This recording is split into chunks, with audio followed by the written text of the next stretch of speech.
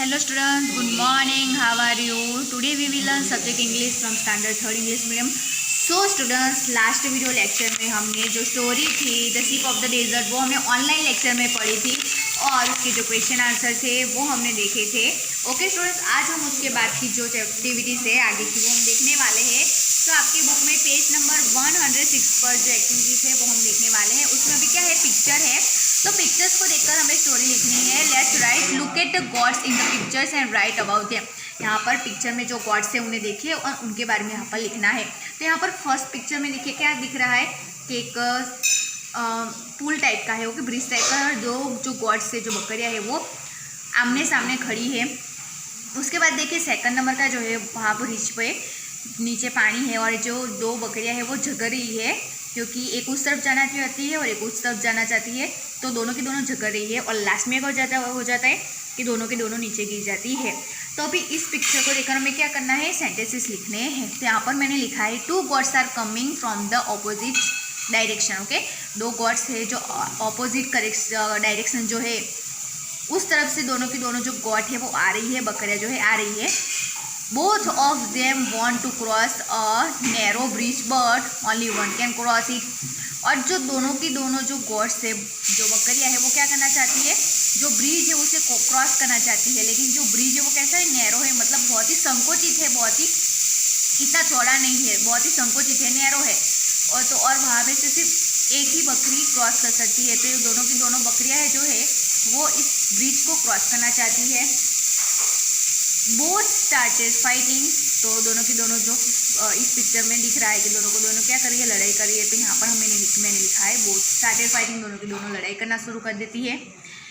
And both fail in the river, और दोनों की दोनों नदी में गिर जाती है. ओके, तो यहाँ पर पिक्चर को देखकर हमें यहाँ पर क्या करना है, आंसर लिखना है, कुछ सेंटेंसेस बनाकर लिखने हैं. तो ये हो गई कंप्लीट.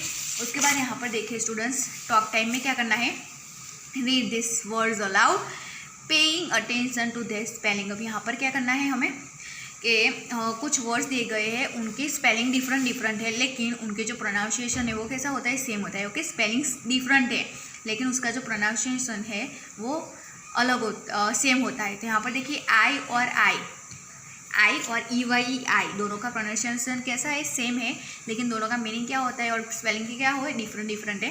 फर्स्ट आई है उसका मीनिंग होता है मैं या मैं. ओके, आई का मीनिंग होता है मैं. और दूसरा जो आई है EYE उसका मीनिंग है आँख, हमारी आँख को इंग्लिश में आई कहते हैं. ऐसे ही सेकंड हमें स्पेलिंग दिया हुआ है वीक और वीक्स. पहला जो स्पेलिंग है WEE के वीक का मीनिंग होता है सप्ताह. और सेकंड जो स्पेलिंग है WEA के वीक, तो उस वीक का मीनिंग होता है कमज़ोर. तो दोनों का प्रोनाउंसिएशन कैसा है, सेम है, लेकिन दोनों का जो स्पेलिंग है और जो मीनिंग है वो डिफरेंट है. थर्ड नंबर का है इन और इन. थर्ड नंबर पर है INN. ओके, तो सबसे पहला इन जो है उसका मीनिंग होता है अंदर होता है, और INN का इन का मीनिंग होता है धर्मशाला. सेकंड है नो और नो. तो उसके बाद नो का मीनिंग होता है नहीं, और KNOW नो का मीनिंग होता है जानना. ओके, उसके बाद है नॉट एंड नॉट. तो सबसे पहला नॉट जो है NOT जो नॉट है उसका मीनिंग होता है नहीं या फिर ना, और दूसरा जो नॉट है KNOT उसका मीनिंग होता है गान. उसके बाद है ऑफ और ऑफ, OF OFF.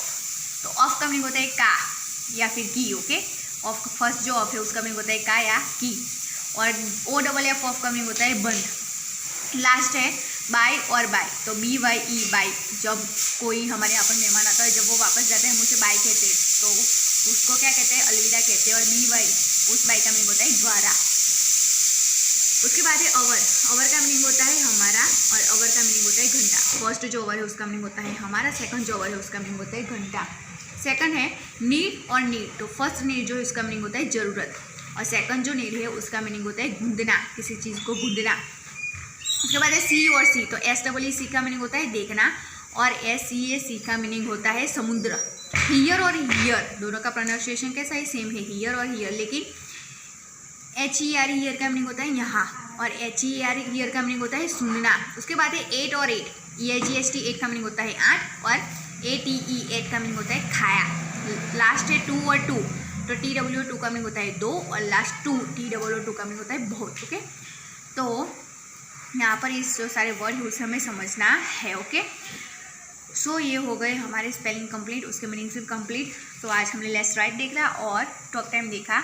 आगे की जो एक्टिविटीज़ है वो हम हमारे नेक्स्ट वीडियो लेक्चर में देखेंगे। Okay students, take care.